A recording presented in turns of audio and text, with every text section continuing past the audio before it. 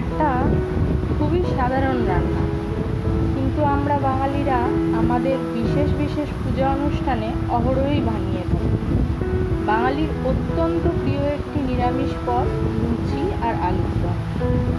বাড়িতে পুজো অনুষ্ঠানে ভোগের খিচুড়ি বা লুচির সাথে যেটি খুবই ভালো লাগে সেটি হলো ভোগের আলুর দম।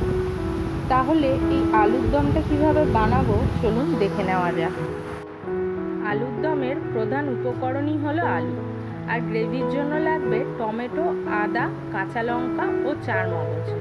আরেকটি মশলা আমাদের বানিয়ে নিতে হবে। তাহলে ভিডিওটা পুরো দেখবেন আর আপনাদের মতামত অবশ্যই কমেন্টের মাধ্যমে জানাবেন।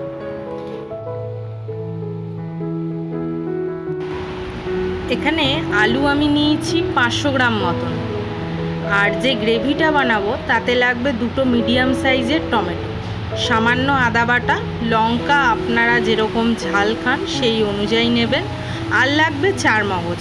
আমি এখানে ওই 3 চামচ মতন নিয়েছি। এই সবকটি উপকরণকে একসাথে মিক্সার গ্রাইন্ডারে নিয়ে 1 কাপ মতন জল অ্যাড করে একটা গ্রেভি বানিয়ে নিতে হবে। অন্যদিকে মশলার জন্য একটি ফ্রাই প্যানে 1 চামচ জিরে, 1 চামচ গোটা ধনে, 2 এলাচ, গোটা দারচিনি, সামান্য লবঙ্গ, 1.5 চামচ মতন পোস্ত, গোটা গোলমরিচ আর গোটা কয়েক শুকনো লঙ্কাকে একসাথে ড্রাই রোস্ট করে মিক্সার গ্রাইন্ডারে গুঁড়ো করে নিতে হবে। এখানে প্রথমেই আলুগুলোকে কেটে ভালো করে ধুয়ে তাতে আমি হলুদ মাখিয়ে রেখেছি। কড়াইয়ে তেল গরম হলে আলুগুলোকে হালকা করে ভেজে তুলে রাখতে হবে। এবার ওই তেলেই সামান্য হলুদ আর কাশ্মীরি লাল লঙ্কার গুঁড়ো দিয়ে দেব। এখানে বলে রাখি, আপনারা যদি চান যে রেস্টুরেন্টের মতন রঙটা রাখতে, তাহলে ওই লাল লঙ্কার গুঁড়োটা কিন্তু এখানে একটু বেশিই ব্যবহার করতে হবে, প্রায় 3 থেকে 4 চামচ। আমি ঘরে রান্না করছি তাই আমি একটু কমই ব্যবহার করেছি। তাই আলুর দমের রঙটা যদিও লাল হয়নি, কিন্তু খেতে এটা খুবই ভালো হয়েছিল। এরপর ওই তেলেই দিয়ে দেবো টমেটোর পেস্টটা, যেটা আমরা আগে থেকেই বানিয়ে রেখেছি।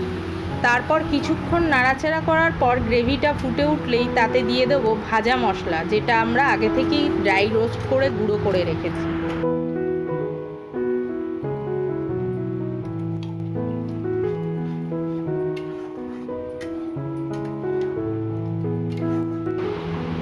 এরপর আরও কিছুক্ষণ ফুটিয়ে নিয়ে তাতে দিয়ে দেব ভেজে রাখা আলু।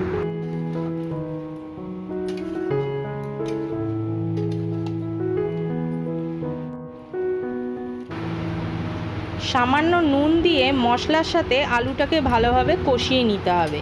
পুরো রান্নাটাই কিন্তু লো টু মিডিয়াম ফ্লেমে এরপরে করতে হবে, ঢাকনা চাপা দিয়ে, তাতে আলুটা তাড়াতাড়ি সেদ্ধ হয়ে যাবে। মাঝে মধ্যে ঢাকনা খুলে আলুটা সেদ্ধ হয়েছে কিনা একটু দেখে নেবেন। মশলাটা যদি একটু বেশি শুকিয়ে আসছে বলে মনে হয়, তাহলে একটু জল অ্যাড করে দেবেন। আলুগুলো ভালো মতো সেদ্ধ হয়ে এলে দিয়ে দেবো 1 চামচ মতন চিনি, আর তারপরে 2 থেকে 3 মিনিট সব কিছু একসাথে ভালোভাবে ফুটিয়ে নেব। সবশেষে ওপর থেকে একটু ঘি ছড়িয়ে দিতে হবে। যে কোনো নিরামিষ পদেই কিন্তু একটু ঘি না দিলে ভালো লাগে না। তাহলে বন্ধুরা অবশ্যই বাড়িতে এই রকমভাবে আলুর দমটা একবার বানিয়ে দেখবেন, আর কীরকম খেতে হয়েছে সেটা অবশ্যই জানাতে ভুলবেন না কিন্তু।